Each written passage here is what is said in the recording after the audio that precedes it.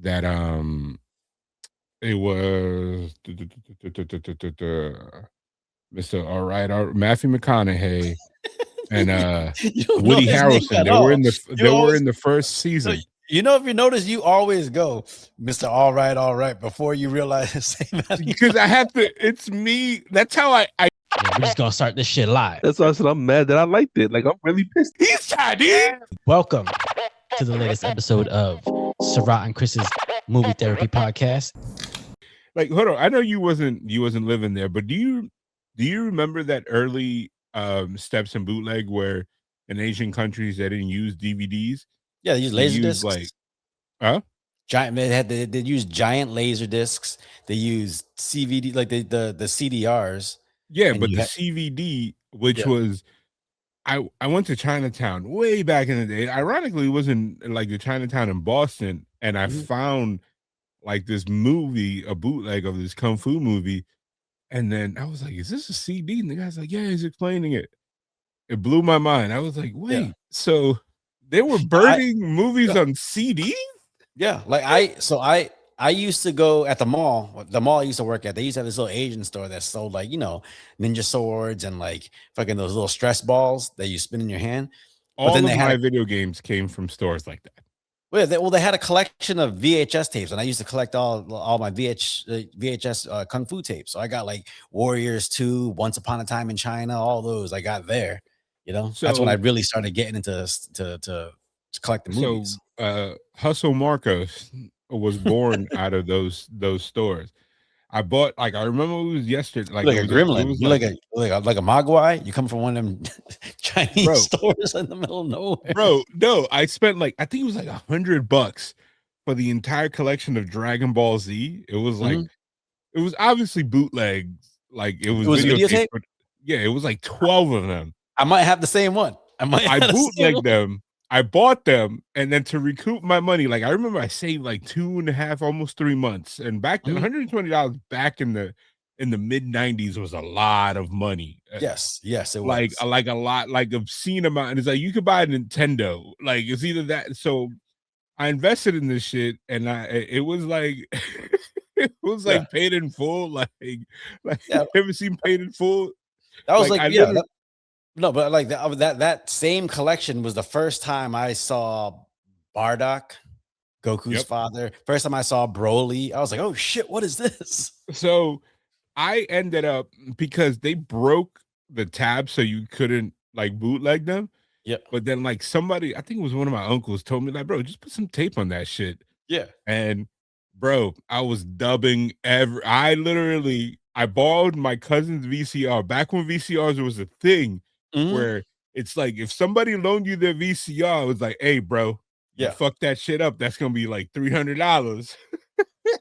People don't know. Like the 90s is wild. We were paying.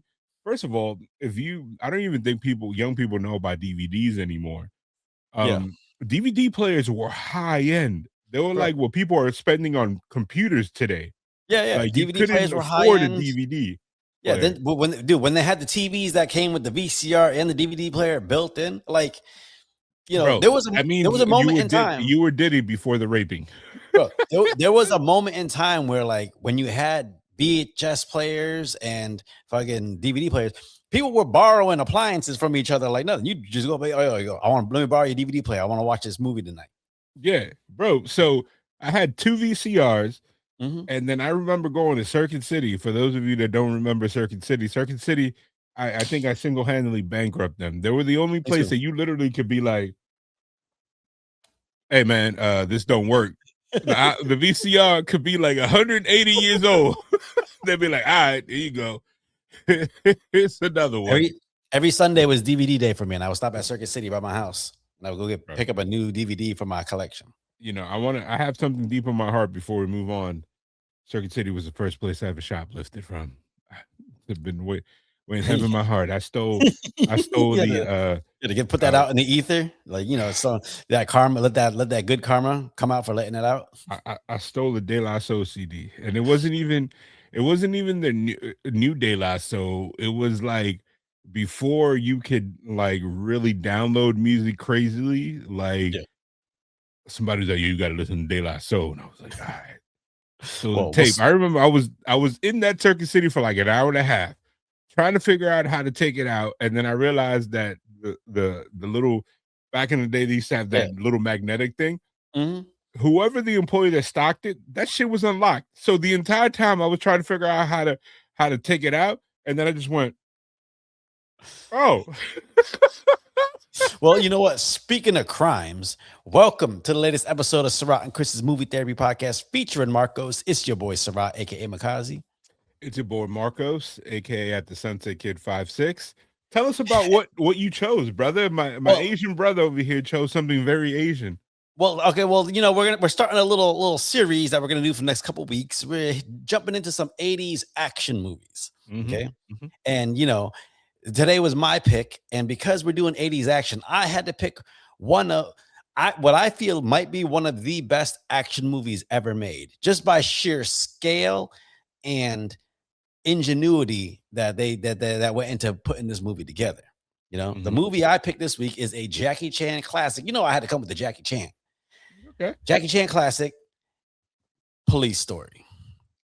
Let me give Excellent it a choice. round of Excellent applause. Let choice. me give it a round of applause. Excellent choice. First of all, rewatching this movie, I chose not to watch the US version. I found the Hong Kong version with different dialogue, different cuts, all subtitled, and it led me to some revelations that I was dying laughing. I'm gonna go directly into the end. You know Go when ahead. because his movies have like this very tonally like happy songs in it, and like he was famously singing the title track at the end. Yeah. And then like at a certain point, and it's like I was just rewatching it yesterday. I had to I rewind it sometimes. I don't know what it is, and I apologize for any Asian brothers out there. But there's a lyric he's going, and then it's like the guy goes, "Soon, pussy," and I was like, "What the fuck?"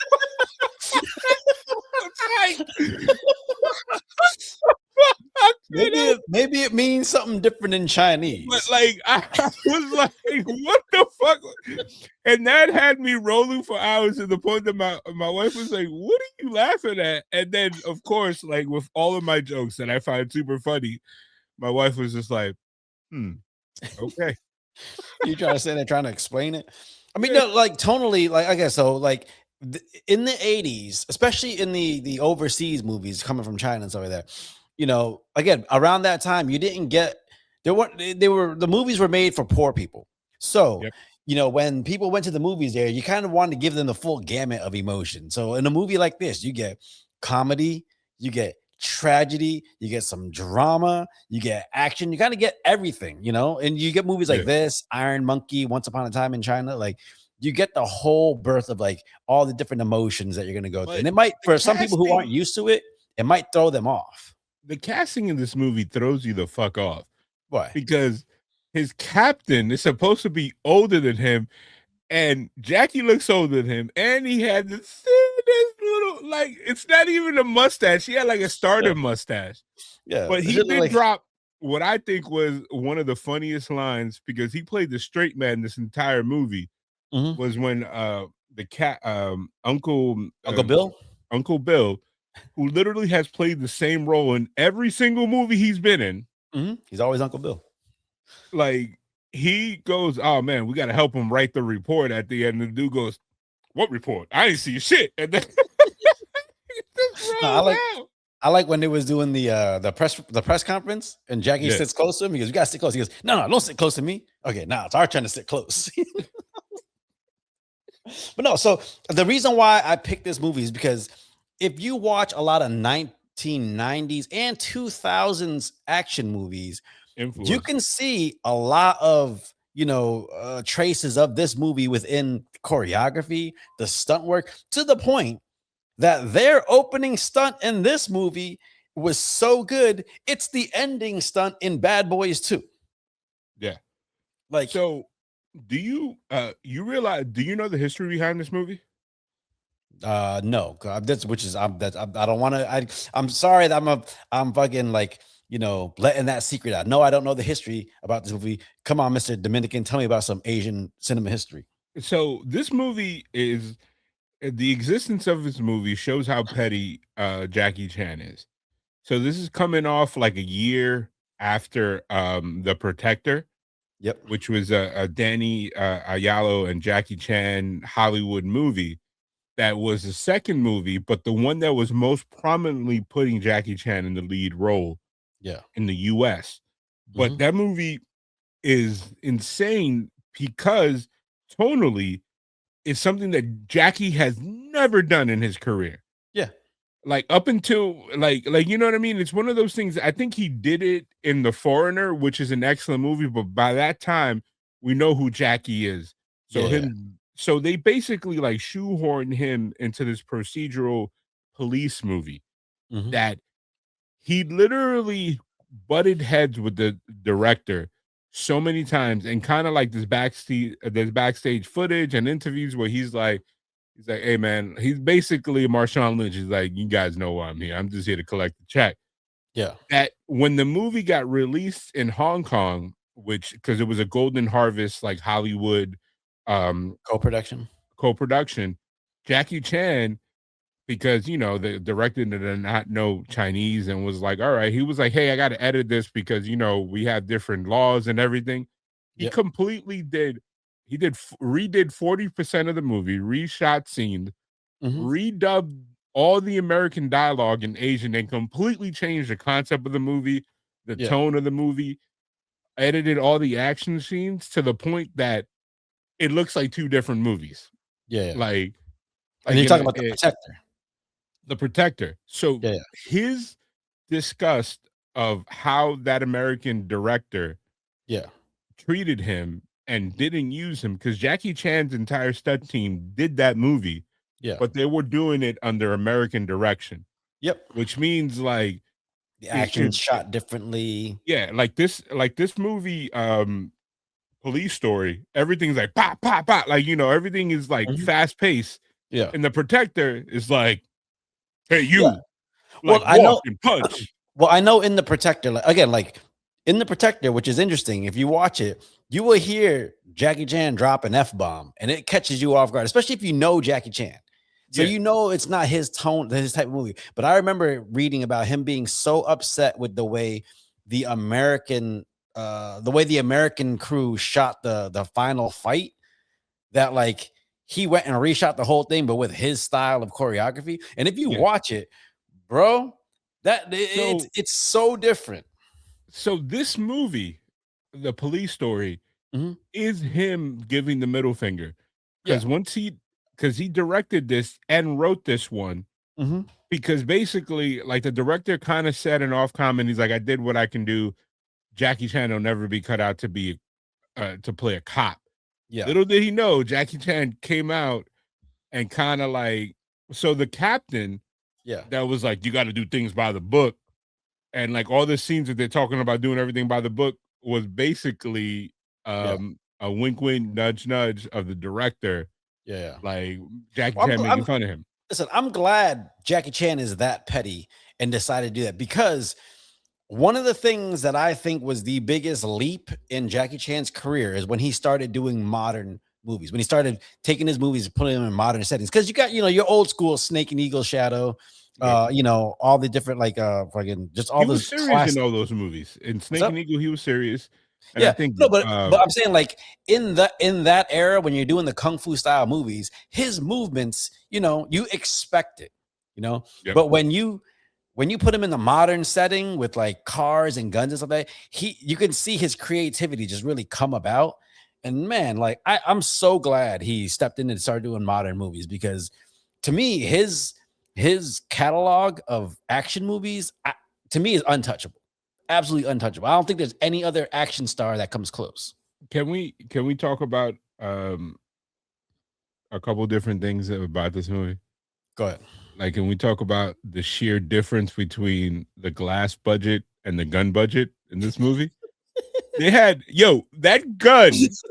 If this movie was considered for an Oscar, the one gun that Jackie had, that gun playing 17 roles. I swear to God, it was the only gun in the movie, and it never got shot. It got shot one time when he shot in the air in the beginning of the movie, and that was their entire budget. Yeah. Like, I was very surprised when they had a second gun Like Jackie Chan was pointing his gun, and the bad guy had his gun that he turned around and pointed at him. I was like, they had to give that other gun real back. They can only rent it for that 10 seconds, bro. But glass, yo, if there was glass in this movie, the set piece could be over here. Yeah, they will come around, hit the glass, and then keep. Well, so okay, so with the guns, it's funny to me because that opening scene when they're in there, basically the Chinese version of like a favela, you're looking at it, and nobody ever shoot a gun in their life because all you saw was just all this winking going on, like oh, I don't know how to press this. I want to say that it was the same gun in every shot. They just kept passing. A little six, Yo, that six little shooter. snub nose.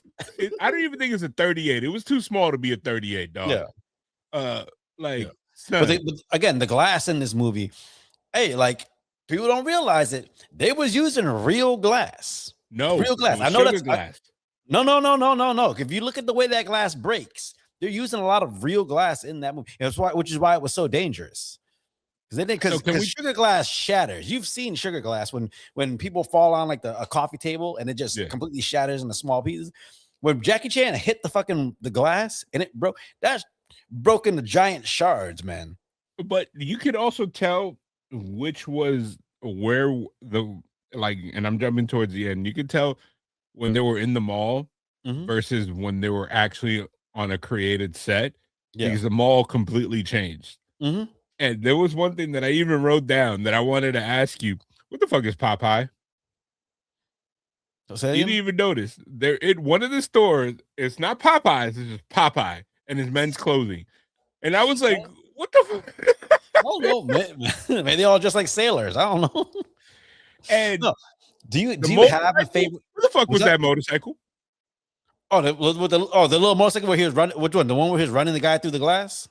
Yeah. Where did that motorcycle come from? Exactly. He was like, he just came with a motorcycle in the middle of a store. Like he's in the middle of Kmart with a motorcycle. I rewatched it because I was like, you ever been with your wife and you're watching a movie and they say something and then you turn to them and then all of a sudden I was like, where the fuck this motorcycle came from? And I kept rewinding.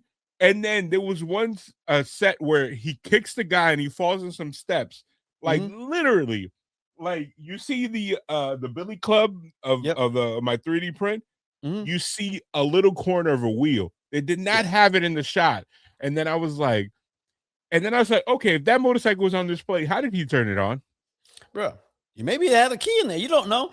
I'm just wondering why this motorcycle was on the 5th floor of this mall. First of all, that was definitely not a mall. Because the mall, when they're walking, like when he's sliding under the guy to get the briefcase, and that they're in the section where it says store for rent, that's the actual mall. That and where he did the stunt, that's the mall.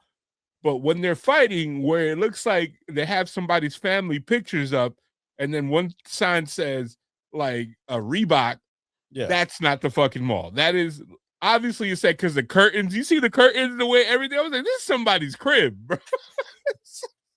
Do you have a favorite stunt out of this movie? Because there's a lot of stunts. Even the small ones are like pretty fucking substantial. So I wouldn't say it was my favorite. I of course the end, the sliding down the pole, but you could tell he got hurt.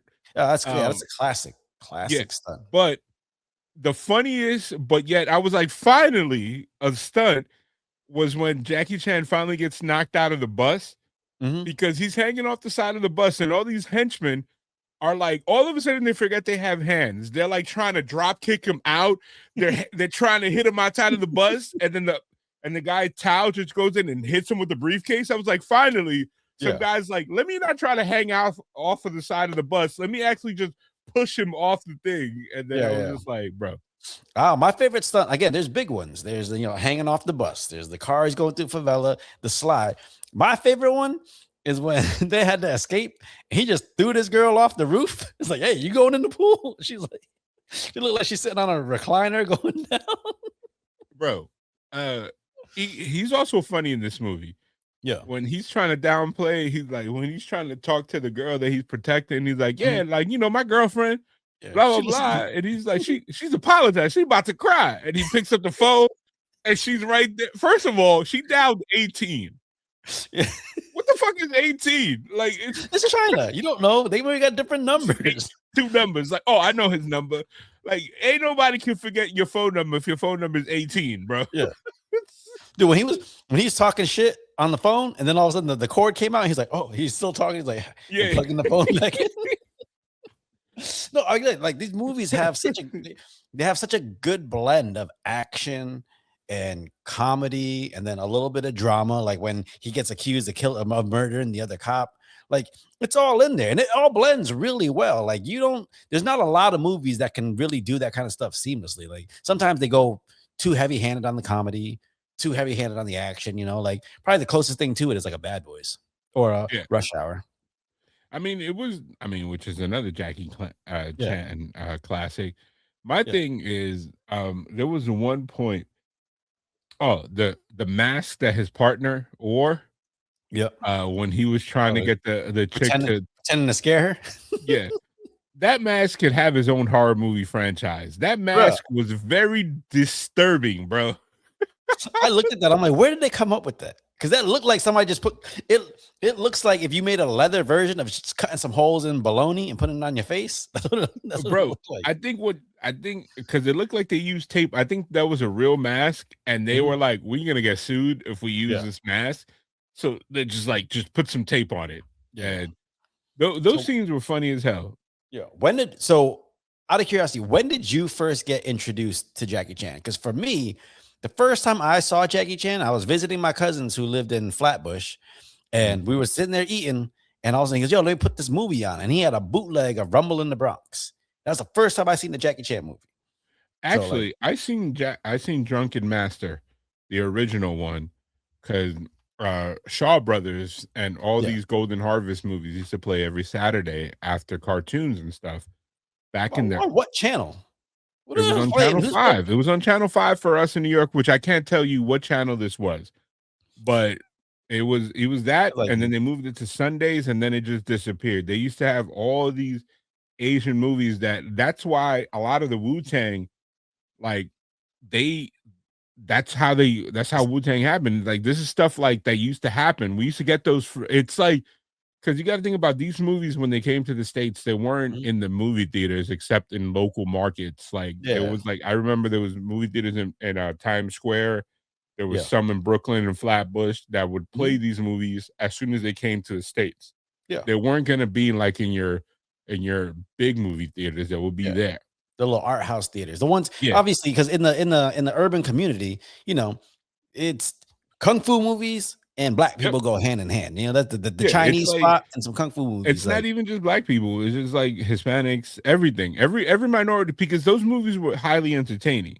Yeah. And then I saw that, but Rumble in the Bronx, I actually saw it in the movie theater because I knew about Jackie, but then has so many of us that started, like, I guess with Jackie Chan's Rumble in the Bronx, that's when the timeline started being screwy, because a lot of the movies were retitled in the US and were just rehashed or re-released in the US that were old, like movies that, like, some of them were 5 or 6, 7 years old in China. Yeah, they're just re-releasing them out here. Yeah. Yeah, like I think one of them was like Project something. Project It was just it was Police Story like 3 or something like that. Yeah. But they called it Project A2 or like Super Cop. Those were all rebranded movies. Yeah. The Super Cop is that's all the same franchise. Yeah. Super Cop. Yeah, but back then, Police Story. Yeah. Before Wikipedia, if something came in and had this title, you assumed it was a different movie. Yeah. But it was not. Because you'll watch it and you'll be like, "What? I feel like I've seen this before," but it was different. It was called a different thing. Yeah, and no, listen. When I watched, especially the '90s Jackie Chan movies, and I sit there and ask myself, like, why do movies nowadays not hit the same? Like action movies, is it because they're way too choreographed, way too like overly like too many special effects, like with wires and stuff like what is it?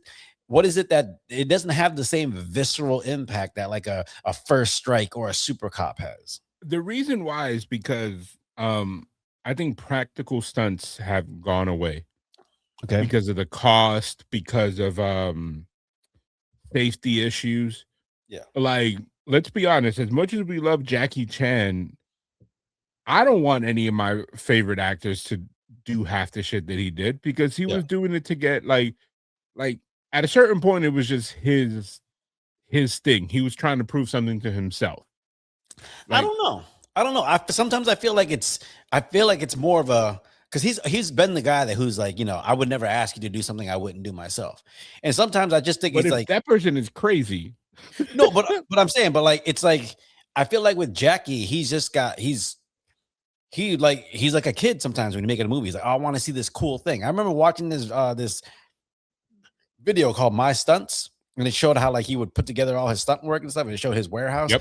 And he had like a notebook that just had ideas, like, oh, I want to use this in a movie at some point. Because like I feel like when he's putting together a movie, like he tries to put his creativity, like all of it, onto the screen.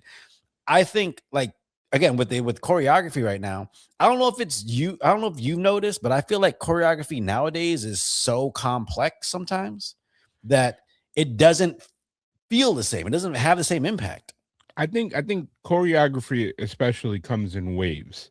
Mhm. Like until somebody breaks the mold and us collectively go, okay, this is something, Yep. it doesn't catch on. Like Yep. example, when Jackie Chan came out with Rumble in the Bronx, a lot of the action movies at that time try to emulate Mhm. his one guy versus multiple people survival mode. Not Yeah. necessarily the comedic approach that he did, but that survival mode fighting Yep. was something that was done. Whereas, like, instead of the people attacking him one by one, he's being attacked by multiple people, and the guy's not out there like I'm Schwarzenegger, like Yeah. Yeah. I'm gonna take out everybody all at once. It's more like I'm fighting for my life, literally. Yeah. Yeah. It's And kind of then like there's you that scene. had There's a scene in Kiss of the Dragon with Jet Li where all the three guys with the batons are fighting him all at once, and he's going backwards. He's on defense and shit like that. Yeah. so that brings me to Jet Li. I think when he came, it turned into more wushu like. And what I mean about that is a lot more focus on hand to hand and sped up action fighting. And when he came over, he renewed the sense of the kung fu style because he brought people with him like Russell Wong, who's been doing this shit for a decade, Mark Yeah. Dacascos, who's been doing it for a decade, and they were able to shine because somebody that did it better than them was more successful. Yeah. And then Jet Li directly led into um the Ong Bak era where you had Tony Jaa bringing in this brutal hand to hand. And during that time, we also had the Krav Maga movement, which was brought over by the Jason Bourne series. Yeah. And Oh no. Jason Bourne series was kind of an early. That was an early attempt at Salat, the fucking Indonesian stuff. That got big with Eco. yep, I forget his last but name. if you think about it, through the 90s, the only person that's always never um followed the wave is Donnie Yen. Donnie Yen has always been a step ahead, but because people didn't know him Yeah. who he was until the Ip Man series, which he I don't know. ironically Yeah. fell back on his wushu because of his mom, his kung fu hand to Yeah. hand style, Well, and here's then the thing. that allowed him. I feel like with Donnie, I feel like again, yeah, he was there through all the eras, but he was a bit player. He didn't get that moment to really shine. Like he didn't make his wave until Ip Man came out, which Yeah, is crazy to me because some of the movies he's been in are fucking been. Hell, he had a run in American movies and he talks perfect English, but he had a yep, run in American movies, but bro. he He just had a didn't catch movie. on. He had a movie with Edge. Yeah, he's in Highlander Yeah, Endgame, but yeah, he's also in Blade too. yeah. He's Snowman in And Blade too. and that was Wesley Snipes going like, "Hey, this is the guy you need to. This Yeah, is I. yeah. He's good." And Here's the still thing. Hollywood didn't bite. I actually don't think Jet Li ushered in that wushu style in He America made it because popular. well, no, but the thing is, I wouldn't even credit him with that because when he showed up in America, he was doing Lethal Weapon 4. Then his That first was wushu. That no, no, he no, did that. no, no, no, no, no, no. His style, but it was a modern movie, Yeah. and just like the first No, but I'm saying American, the fighting style. I'm talking about the hand to hand brutal. Like it was something, and that was the best vehicle for him because they didn't change who he was. They didn't No, make him this generic villain. yeah. He literally was him. No, I get that, but what I'm saying is, that I think the style of movie, because like when he came, I think he was. I think they were like, okay, if this is popular, okay, we'll get the best guy over here to come show you what he can do in that style. Because again, he was in Lethal Weapon 4, and then his first movie that was released in America was Black Mask, which was an older movie in Yeah. in Japan, in China. And then his first American movies were like Romeo Must Die, Cradle to the Grave. They were all American action movies.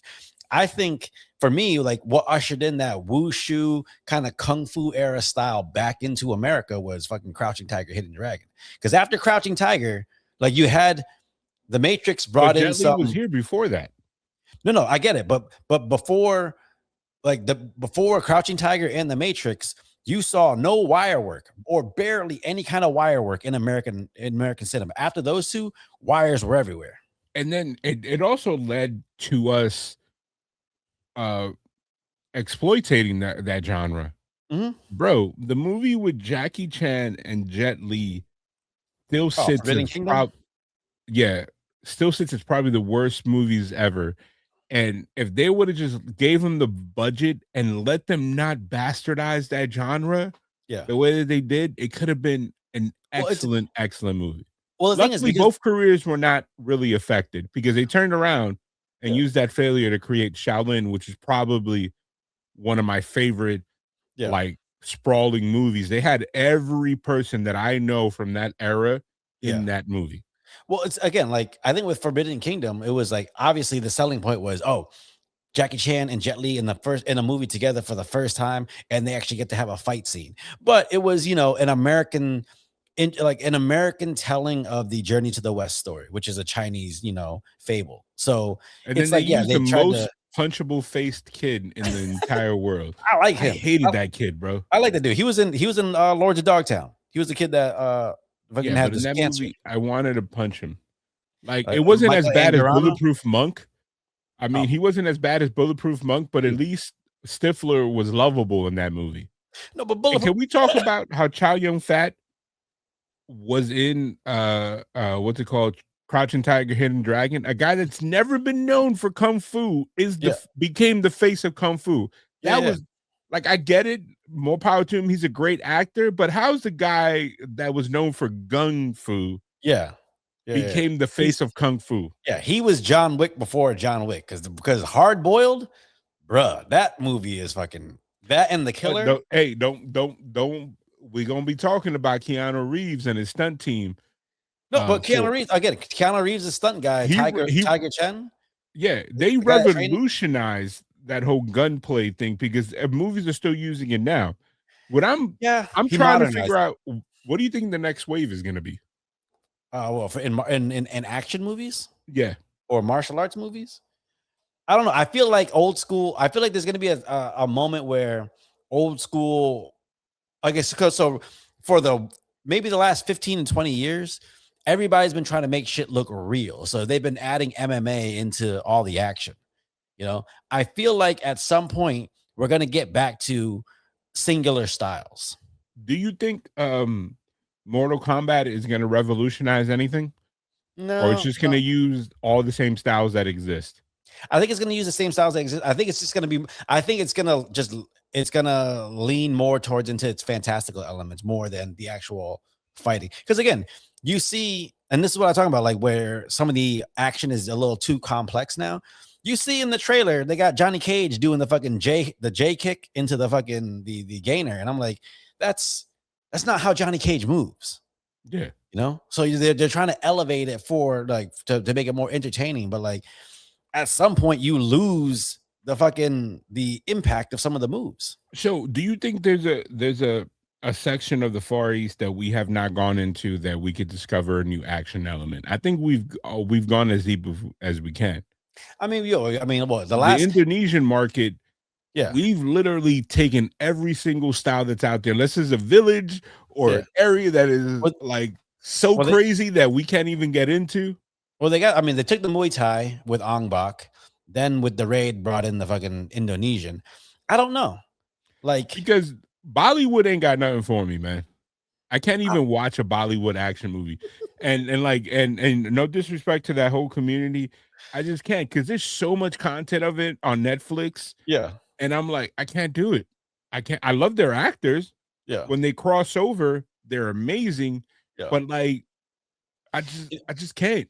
What's interesting is, we talk about how like American action movies and kung fu movies go through I'm like tired of American action waves. movies too. Yeah. Like in terms of like the whole gun and superhero Yeah. Yeah. and Yeah. I'm a punch guys like that once Arnold and all these guys stop making movies, I'm good with that. Like we Yeah. got to come up with something else. Well, no, but I'm saying like, the way American movies kind of went through waves and styles, Chinese ones went for a while. Cause after I want to say mid 2000, after Lord of the Rings came out, then Mhm. all of a sudden you just started seeing a ton of Chinese epics when you had like Hero, Fearless, like all of a sudden everything involved, to like 1,000 guys in fucking armor fighting with bows and arrows, to the point where I'd stop watching a lot of Chinese movies just because they all felt the same. Yeah, You know? they did, and then thank God the Russian AI era died too. You remember the movie that like in movie theaters they were like it's gonna be the Russian Avengers, that it's like No, they you showed talking like a about? guy with like a wolf head or like a I have no idea what you're talking about. What oh my what god. theater did you go to, bro?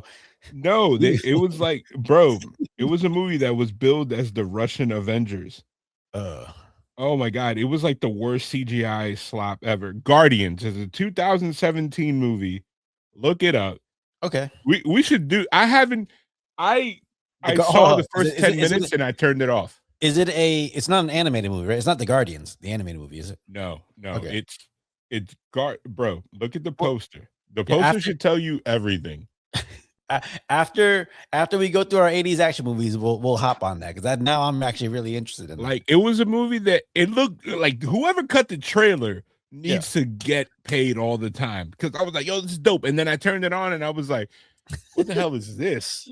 Okay. So, but here's the thing: what after a genre or a style comes and goes, like whenever they try to bring it back, it's never as good. Like when they came back with like Expendables, it was fun seeing all our 80s heroes in a movie, but like the movies just it didn't have the same feel. And I don't know if it's because of the way they shot. I don't know if it's because like maybe because things are digital now and things just look too clean. Like you watch Police Story, there's a grittiness to it that like you're just not gonna get in movies nowadays, just because like everything is so clean and glossy that I don't think it'll look like you're on the actual street. Um, I get that. I get that. But it's like just like what the grittiness and all that stuff that comes from people just conforming to a different type of style. And it's also the way cinema is shot and made is different now. Like I get it, but like there's a texture to that like that adds an element. The last movie I saw that really had that kind of texture was like Joker. Where you watch it and it feels like it's in digital, but it feels like it's shot on film because there's a texture to the city to where it doesn't feel so clean and glossy. Like what movie was it? Ah, man, I remember watching some movie, but like it was actually it was The Rip. There were scenes in The Rip where I was watching and I'm like, it looks way too clean for this gritty story. yeah. Like, I mean, and I that don't know was what it is. shot on a high def camera. That was made for digital streaming. So Yeah. But like, I um mean, at some point, does that work against what you're trying to put out? Like, could you it all see? depends what feel you're going for. If Yeah. you're like, I think I could see Jackie Chan making this movie today. If let's say Jackie Chan was born today, like Mhm. his legend, if he started his run today, I Yep. can see his movies be more stylized like that and still break through because this movie was more about the story. Now, because we both seem to be in agreement that movies are a little bit different to Yep. when they were back in the day. Do you think um movies have gone long in the tooth What do you mean? versus fresh ideas? Like here's an example. Like I want to see John Wick 5 because I selfishly want more John Wick. And I feel like this might be the last time we ever see John Wick because of the age of uh Keanu? Keanu And I think also that the bubble of John Wick is about to burst. And I think the last time we get something like this to be greenlit is now. Because I don't want to see John Wick like him super old, like Yeah. Well, it's interesting because like I love the John Wick world. I would actually love to see a movie that's with Kane, Donnie Yen character, the blind fucking they're assassin. saying that was supposed to be greenlit, but the ballerina stalled everything because that movie did not make as much money as they anticipated. Well, And that was a good movie. Well, that's what I was gonna lead to because like I love the John Wick world. I didn't even watch Ballerina. Something about it, I just didn't feel the interest in watching because it felt like it felt like more of the same, and it didn't feel like okay, it's got its own soul. I to it. feel like there was a cut of the ballerina out there Mhm. where it focused completely on her, Yeah, and there was a Keanu cameo scene at the end. yeah, But you could tell that they might have tested the movie and people were like, "Where's Keanu?" And then they yeah. added him for like 15, 20 minutes to the movie towards the end, where it kind of like it's like if you're watching a movie about Supergirl Mhm. and they're setting her up, and then at the end, Superman comes in and saves her, you're gonna be like, Yeah, "Fuck, I care about Supergirl." yeah. I would Like, you know? I would much I would much rather like you set up some people and then John Wick comes and takes them out at the end. Like these are some of his kills that he's had over the years. Yeah. That'd actually Like, be that's how they set it up, but then, like, I watched it, and even with the trailer, I was just like, "Man, they, like" it's like you're telling me, like, "Oh, yeah, this is a podcast, this is me and Marcos' podcast," and then in the yeah, last episode, you're like, "Yeah, but let me introduce my real co-host." You yeah. introduce somebody else, it's like, nobody gives a shit about me no more. Like All right, so getting back to the movie, do you have a top 3 Jackie Chan movies? yes, and I can name them off the top of my head. Are they in order or is it no particular order? No particular order, but Okay.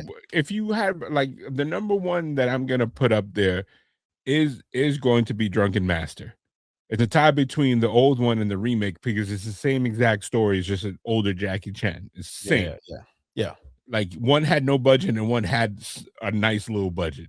Yeah. You can go ahead and put Rumble in the Bronx too, and this one, this one is tough because it could be Police Story or it could be Rush Hour Mm. for two different reasons. It's like two different flavors. Yeah. It's like you're in McDonald's, but one is a Big Mac and one is a filet o fish. It's like Yeah, yeah. they're both there, but they're completely two different flavors. Yeah. But To me also, if you allowed me four, it would be the one that he did with Pierce Brosnan, Foreigner? the Foreigner. That Yeah. was really that came out of nowhere. I was like, Yeah. oh shit, what the hell? Yeah, yeah, you got to see Jackie play a grizzled, a grizzled version of his character. Like His daughter arguably was doing a better version of taken. Taken Yeah. what the I can't even remember the actor's name. Like, Oh, Liam Neeson? yeah, he's Yeah, doing a better Liam Neeson than Liam Nielsen. yeah, Like to quote Deadpool, yeah. is like, how many times are you gonna kidnap his family? At a certain point, it's his fault. Yeah. I think for me, if I had to pick a top 4 Jackie Chan movies, and it pains me to say because I don't think there's any of his classic fucking kung fu style ones. But I mean, Rumble in the Bronx, 'cause I think Rumble in the Bronx might be one of the best, if not the best, action movie ever made.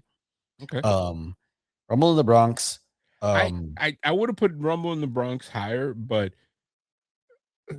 the side character, the shop owner, she just like she annoys the hell out of me. Yeah, but And I it's know that's her character, but that actress, every time she appears in movies, like I'm oh just come on, like, no.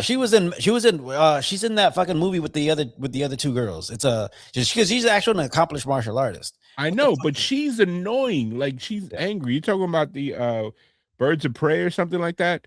No, it's It's with with Michelle Yeoh and Michelle Yeoh, her, and then like one other girl, and it's like 3 other like 3 like yeah. crime fighters, some shit. But I say yeah, Rumble in the Bronx, Rush Hour, definitely Rush Hour, just because I can literally put that on and quote it. Like it's so fucking good. I think the first one was way better than the next two.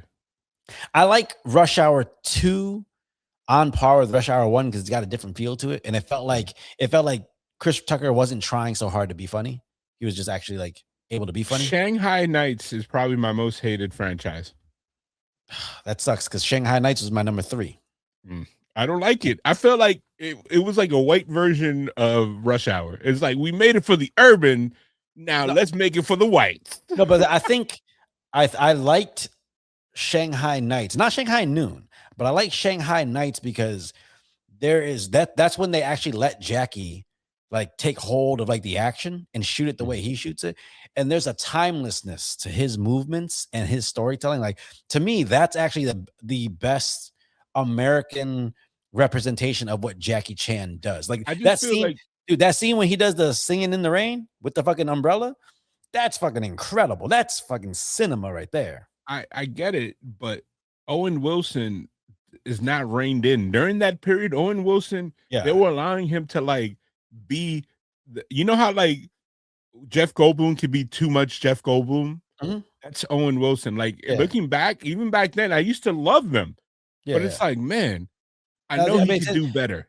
Vince Vaughn went through that too. Like around that Wedding Crash, after Wedding Crashers, they kind of just let them go be them, and they were just playing themselves in every movie, no But matter like what. to like okay, Wedding Crashers, they were incredible together. Yeah. But then like towards the end, when they start like, you know, when they started doing stuff like where he played Santa's brother, I Mhm. was Yeah. like somebody should rein, like he could have been wholesome in that movie, but they didn't let him. Nobody reined Vince Vaughn in. They were like, Yeah. Vince, just be like, this movie could be about crack, and like, no, it's not. It's a kids movie, but we're gonna let you be the same person. Yeah, because he plays the same person in Wedding Crashers that he does in fucking like Dodgeball and shit like that. It's the Yeah. same, he's like he throws out those quick quips and stuff like that. But But okay, then but people also, reined him in those other movies. yeah. Okay, but so my 4th favorite Jackie Chan movie, which to me might have one of the best ending fight scenes of all time in any movie. Who Am I? I guess That rooftop fight between the guy that's using only his fists and then the guy that's using only his kicks. My fucking goodness. The guy with the kicks, and then the scene with the you know who fucking that is, right? What's up? You know who that is? That's a French. He worked a lot with Jet Li too.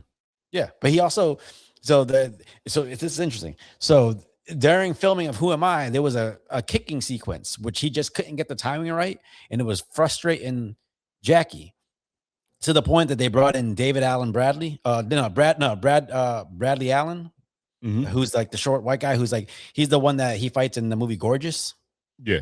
But like he's like a famous, he was a stunt coordinator for like Scott Pilgrim and Shang-Chi before he passed away and stuff like that. But they brought him in to do the kick sequence.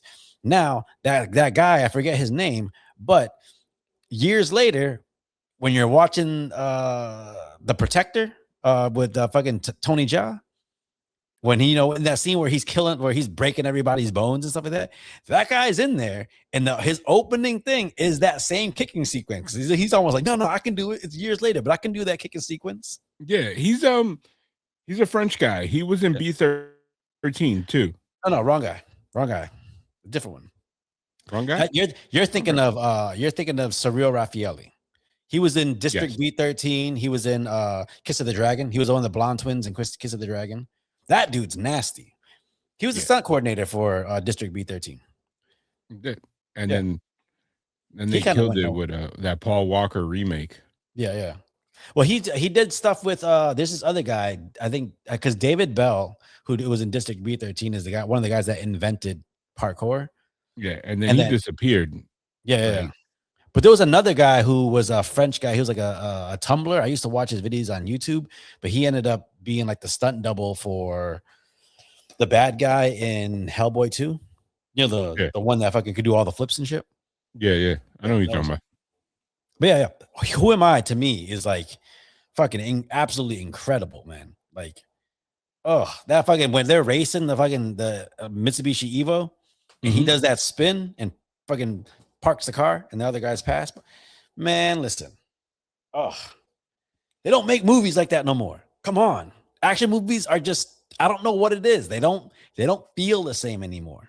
I don't know, but I still like there's certain things that when done right, Mhm. like opens up the doors. Um, forgot what's the name of that procedural TV show that it was Mr. Matthew McConaughey and You don't know Woody his name Harrelson. at all. They You were always in the first so, season.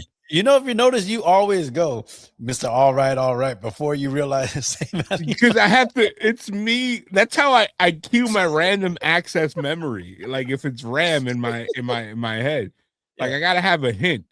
And Yeah. then like you ever seen when you log in and they're like, do you need a password hint? Mhm. Like I need Yeah. something to trigger my mind to go there. Yeah. And then I do that quite often. Yeah. Like you What, should know this a what, lot what, based on our conversations. yeah. But what movie, what show are you talking about with him?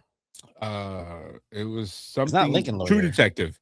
Okay. True Yeah. Detective. The season 1 was a masterpiece. Mm-hmm. Season 2 was okay, Yeah. but it's like like that genre, like that nitty gritty. It's like when you see through a lens of somebody that brings a different idea to an old concept, Yep. it's like mind blowing. Yeah. Like True Detective season 1 was probably one of the best directed and shot shows that I've ever seen, and they took 2 actors that you would have never, ever, ever, ever put them together in that role. You would have put them Yeah. together like in like a comedy because Woody Harrelson is funny, but a Yeah. lot of people forget that Woody Harrelson can act. Mm-hmm. Yeah. The bartender from Cheers can act his goddamn ass off. Yeah. And it's like People insane. forget Natural Born Killers. Yeah. This dude was amazing in that. I mean, Yeah. speaking of True Detective, did you just see the fucking Green Lantern trailer or the Lanterns trailer? Yes. I hope that it's not a carbon copy. I hope it and so HBO Max, Mm-hmm. like they've been pumping out a lot of great shows. Yep. Like these last couple years. Mm-hmm. So I am hopefully the creative team behind it. I know that the Warner Brothers studio head James Gunn Yeah. has a lot of input in it, but hopefully they let these people like this is the IP, Mm-hmm. this is the treatment we're gonna get. Yeah. Because if it's a methodical like TV show, Yeah. it's good. Just like Stars makes drug TV shows very well. Like, you know, it's like you got to let them do what they got to do. Like, you know what I mean? But also, I feel like people got so used to Marvel and the fact that like everything is interwoven, everything kind of has the same look and feel to it. That like, you know, when you see something like this Lantern show, to me, it reminds me of like those graphic novels, like a Marvel 1602 or something where you know, it's you're taking an IP, but you're letting the creator tell the story they want to tell with these characters, you know. But they have a leg up because Penguin exists in the world. Yeah. So they know that they don't that these Green Lanterns don't have to be like, you know, everybody like change, like, you know. No, but what I'm saying is like when you watch, I think people got so used to watching like Marvel stuff that like again, you might get a different tone, but every single one of them has the same kind of gloss to it. Every single one of them kind of has that same interconnected feel, which I don't mind. I love it for Marvel, but I love the idea that like, you know, you could take all these characters that exist in the same world, but also give them all their own distinct feel for that story. It doesn't mean that the character is going to be like that all the time, but let that story be that story the way it is. I got you. You know? Hopefully you got it. All right. So before we get to the end of this episode, as always, we always got our hot take, you know? And I think you I was said talking you had a hot bit. take. Oh, You I got a spoke on great the weekend. Yeah. So I'm gonna let you go on your hot take because I got a doozy. I got a doozy of one. I got one, and I want to see if you agree with this. All right, because I've gotten into conversations with people about. I know this, you're not going to agree with mine. FYI, we'll see. So, all right, my hot take this week. You know, we're both anime people, right? We both love animes. We both have our animes that we like, that you know we cherish, and then we can watch all the time. Yep. My hot take for this week. I don't know. Is am I frozen on your screen right now? Yeah, but I know when you do local recording, it'll won't be frozen on your end. All right. So my hot take, Yeah. My hot take this week: just because a character is in an anime does not mean he's Japanese. We don't need to keep telling people to hire Japanese actors to play anime characters. Okay. A The couple amount of years people ago, that, this would have been a hot take, no, the but amount of not now people, anymore. well, the amount of people that I saw, like, oh, you can't, Goku needs to be a Japanese actor. He needs to be an Asian actor. Like, the motherfuckers are saying he's an alien. He can be whatever he needs to be. Fucking Naruto, people are talking about, oh, you need to get an Asian actor for Naruto. Naruto's blonde with blue eyes. I don't know if people realize that. Mhm. He's got whiskers. Like, hire the best actor. I get into that argument all the time that people think just because I it's have an a different anime, argument there. He Go doesn't ahead. have to be a certain race, but he has to be an unknown, because you can't have like what is it called, the guy that's up for the Oscar, Who fucking the young white Timothy kid. Chalamet? Yeah, you can't have Timothy Chalamet, because they're gonna be like, Timothy Chalamet is over here playing Goku. You got to be somebody like you got to take the step from, you got to take a page from the Masters of the Dragon Ball Universe. Evolution? No, for Masters of the Universe, like nobody knows who this kid is, and Yeah. that's why it's gonna work. Like, it ain't gonna be like Matthew McConaughey playing fucking He-Man. Like, you're gonna be like, well, anybody want to see Matthew McConaughey play no He-Man? Dude, I was having a conversation with someone, and I was like, dude, like, if you were to make, like, okay, have you seen the live action Attack on Titan movie? Yeah, I've seen it. But like, bro, the lead character's name is Eren Yeager. And like, he's German. But those are shows that is weird. Like, you got to go to the person that created it and ask them. Like, that's why that's why One Piece works so well, because the character that created the writer that created One Piece. Before you go on there, you ever see I don't need to ask the creator of Attack on Titan if that blonde kid named Armin is Japanese.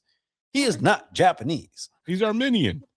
No, his name is Armin. He's a German dude. Like, that's what it feels. That's what, but go ahead. But in One Piece, like, they finally said the quiet part out loud. He's Brazilian.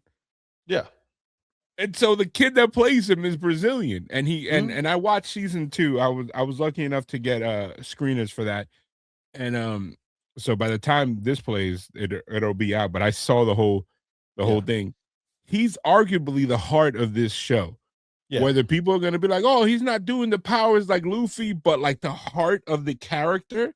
Yeah. Like, when I look at him and I look at Luffy, the anime, it's like, it's the same kid. Yeah. Well, like okay, like, for instance, like, but I agree with you on this hot take. Yeah. Like if you look at Dragon Ball Evolution, you can say what you want about how crappy that was the whitewashed. movie was. I hated that movie. No, here's the thing. You can tell me, well, fucking, how is it whitewashed when fucking Chow Yun Fat is fucking Roshi? Whitewash, and I'm not saying the characters. I'm saying whitewash as in they destroyed the story. I didn't like it. I'll give you that. I think the story. I didn't care. I didn't care about the. It's like, bro, the technology was not there, and they moved away from the ethos. They try to rush a movie that, like, if you would have said it in Dragon Ball Z era, but like in this entire movie, Dragon Ball did not exist. He wasn't a kid. Yeah.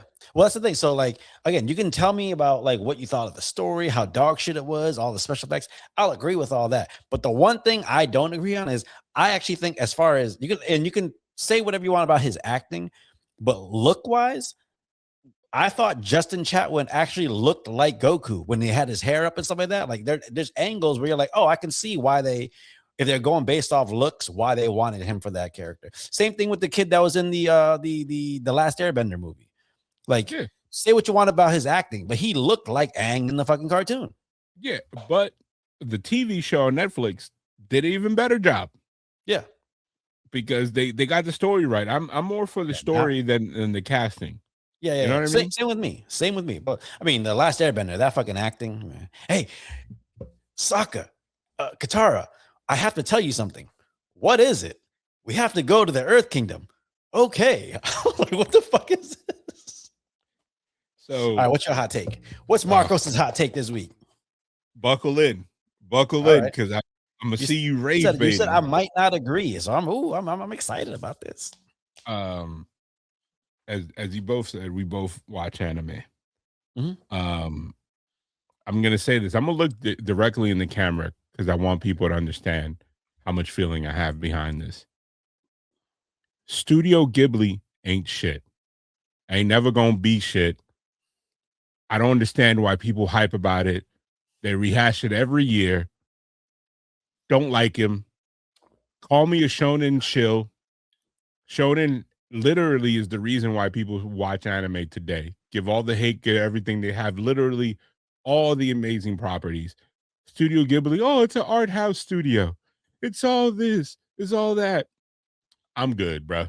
I'm good. Listen, I don't care. All the movies that they come out with that people have beloved, don't care.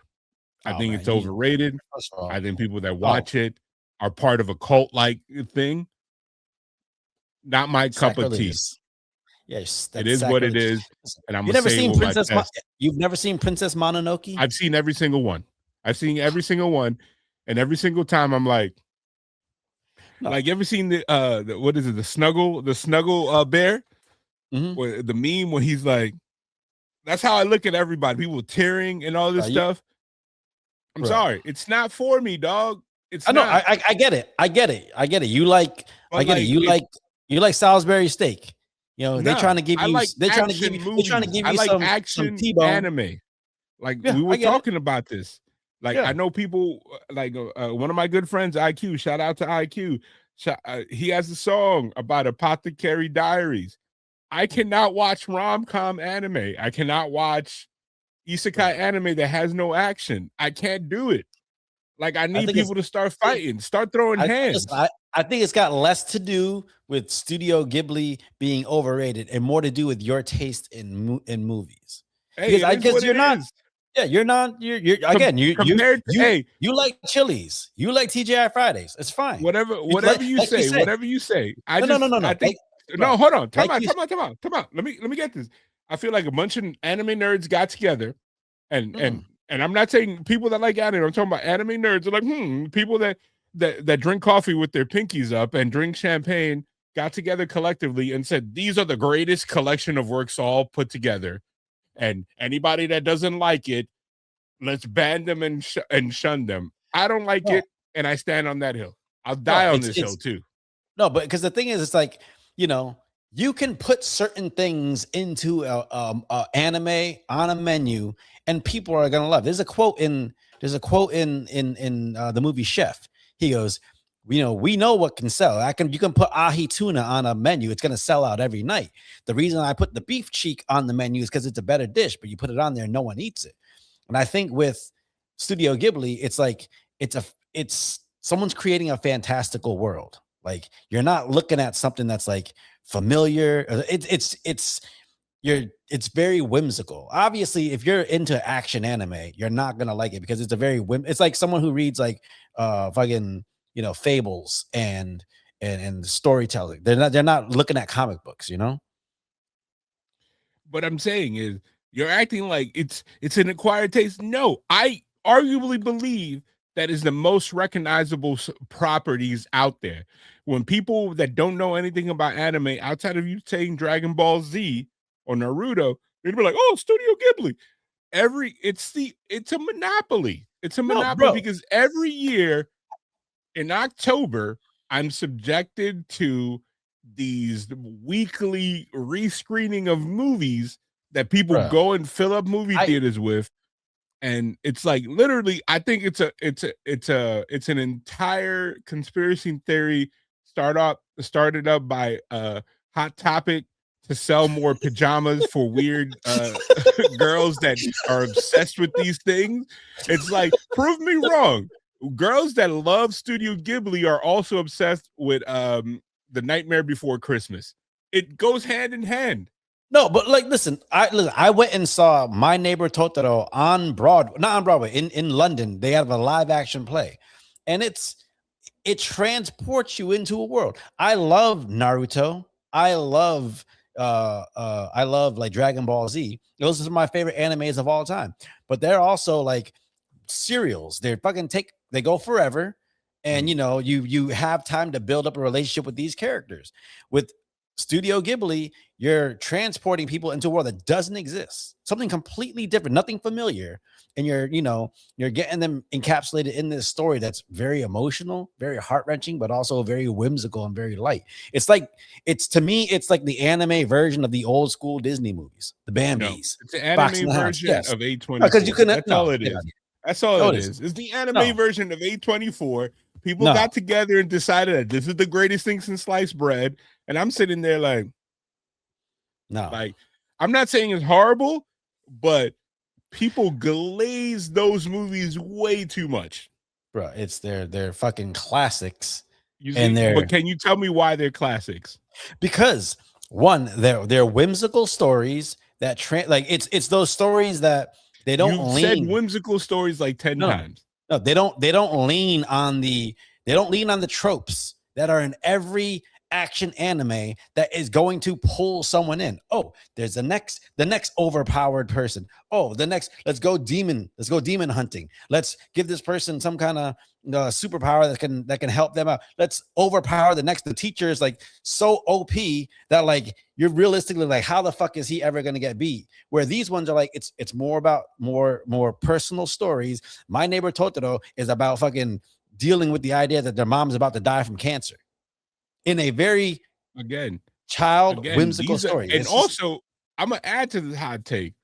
Outside of the whimsical, fantastical world, all these movies could be regular live action movies with the tone and the storytelling. You just said it.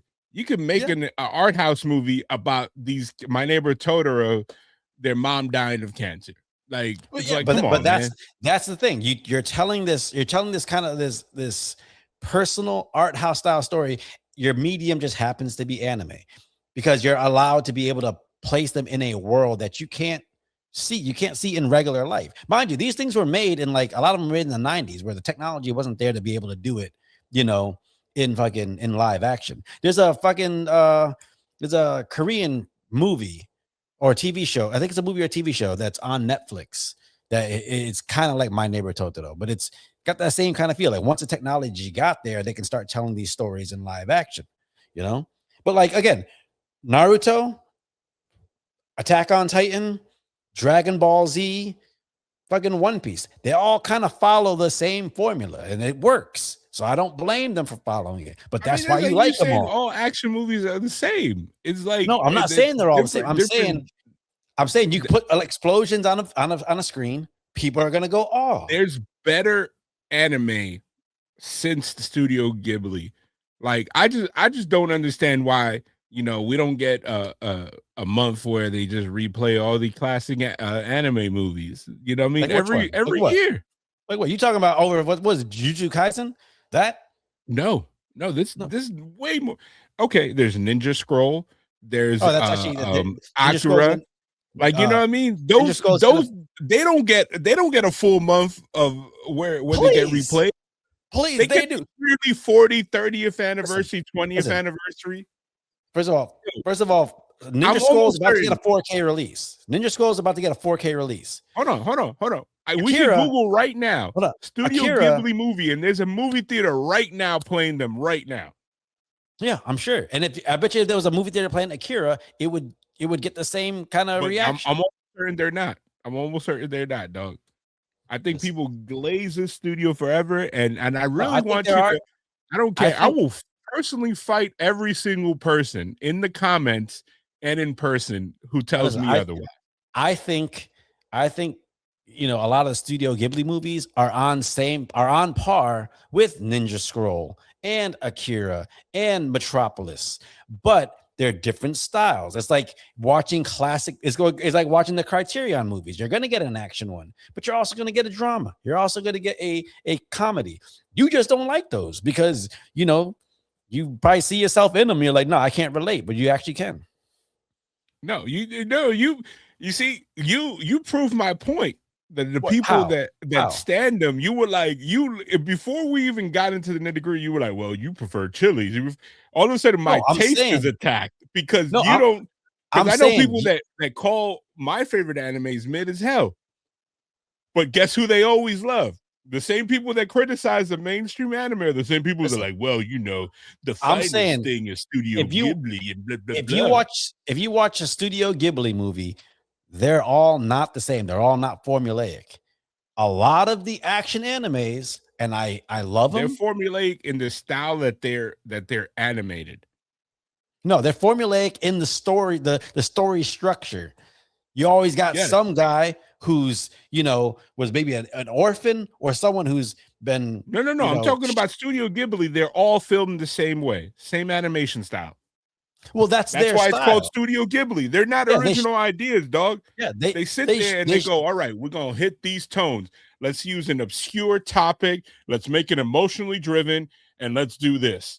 No, that's like saying, hey, all fucking Tarantino movies, don't fucking have that same kind of feel as all. Like they all do. They're all different movies. Fucking Inglourious Bastards, Pulp Fiction, what was it? Once Upon a Time in Hollywood. They all are different movies, but they all have that same feel because they're all Tarantino. Yeah, movies. but not even I love Tarantino. I don't glaze all his movies. Some of them I'm are not mid saying as you hell. should.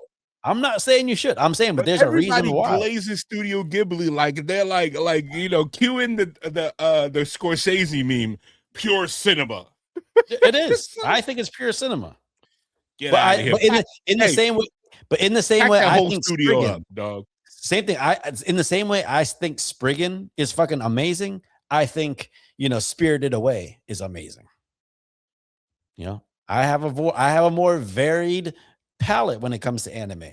Apparently, you don't. You don't. Spirited Away is the only one that I give a pass. Every Ponyo is amazing. Which was Miyazaki's love for Little Mermaid. Come on, fucking Porco Rosso. Come on, man. You just look at you. This is a hot take that got your blood boiling. Look at you. I'm just saying it's a guy that prefers. You prefer. Go ahead. Now you're attacking my taste. Go ahead. I'm saying you prefer action anime, and you're saying that the people that glaze Studio Ghibli are wrong for glazing it because it's not your taste. No, I think they glaze it just to glaze it. I think at a certain point, the collective decided that it's so good that nobody said otherwise. See, I won't agree with that. I won't agree with that because good is good and bad is bad. It might not be your taste, but if 80% of the audience looks at a movie and says this is good, then it's good. Like I don't know, man. I don't know. Like you like did you like I Frankenstein? At a certain point, somebody is like, to take it back into your career field. Somebody said that Ric Flair is the greatest wrestler ever, and I don't think he is. I think he's great. I don't think he is. Ric Flair has the same match with every single person. Same match. Yeah, but see, you're not okay. Yeah, but you're not in the nuances of wrestling, so I get it. That's a conversation for off camera. Anyways, all right. Well, that's the latest episode of Surratt. Oh no, you're not going to rate this movie? This movie is up there. Jackie Chan's Police Story is one of the greatest action movies of all time. Yeah, go watch it. You can. There's both versions on YouTube. I don't know what version is on HBO Max. I of course had my own digital copy. The Japanese, the Chinese edited one that was slightly better. It's not a real changes except in the dialogue, and certain things, but. I mean, if you've listened to this episode and you go watch the movie, tell us in the comments which movies you can see, that have borrowed and taken inspiration from Police Story. Because I guarantee you'll look at Bad Boy from my take. Go look at Bad Boys 2, Shang-Chi, just anything from 92 on. You'll see like action movie wise, you'll see remnants of the Police Story in there. So yeah. Yep. All right. That's the latest episode of Surratt and Chris's Movie Therapy Podcast featuring Marcos. It's your boy Surratt, aka Makazi. It's your boy Marcos, aka at the Sunset Kid 5'6". Oh yeah. Also, please tell us what y'all think of my hot take and Marcos's bullshit ass hot take, and let us know in the comments. And that's what a hot take does. It pisses off one of the hosts. Look at him. He's mad. No, man, I just bullshit, watched you, man. No, I just watched you eat fucking Chef Boyardee and not understand why people like fucking truffles. Okay. What I was saying earlier, you even said it before. you and your wife went to this high-end restaurant, and at points you just pushed the dish to her like, what is this melon soup? Hey, you That's- can sit this is there. melon You can soup. sit there and make fun of all my taste. So I'm just saying, you've used the same 3 words to describe it's whimsical and it's a brand new world. Like you have not told me, like, man, this movie's about this. You know what? I When did. we- I if we literally said. if we go down the anime route, I'm Mhm. gonna pick my favorite movie anime wise Okay. versus you pick one of your Studio Ghibli's, unless that's not it. But No, that's not my play favorite. Studio I love them. Ghibli. I love them. That's not my favorite. I have my favorites, Okay. and they're usually ones that people don't even, never even heard of. Okay. Like have you seen Metropolis? Yes, I have. Yeah, fucking amazing. All right, yeah. We'll be back with this. We're gonna go on an anime tangent, in the next couple of weeks after we get through these action movies. All right, catch y'all later. Peace. I'm a warrior.